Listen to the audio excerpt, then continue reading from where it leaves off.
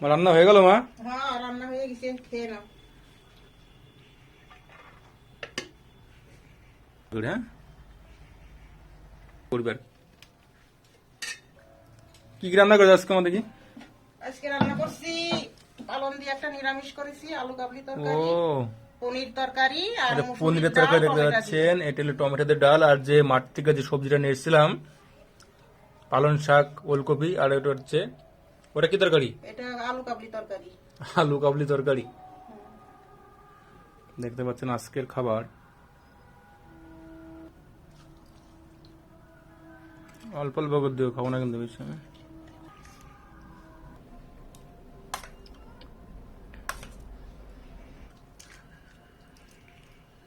তো টমেটোর ডাল আমার দারুণ লাগে খেতে।